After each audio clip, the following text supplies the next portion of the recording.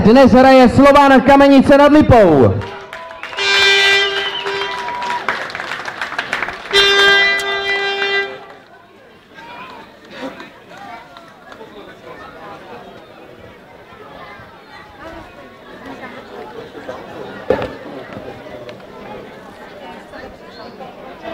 Po poleste, kluci, roztáhněte se kousek, je tam spoustu místa. Hlavním koučem je Jan Zedník a asistent Karel Nováček.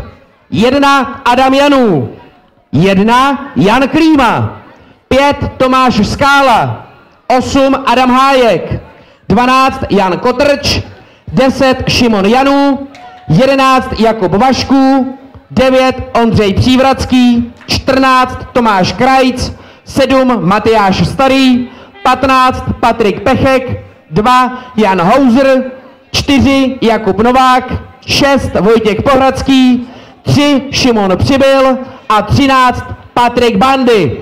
Slovan Kamenice nad Lipou. T je Tatran Lomnice nad Lužnicí.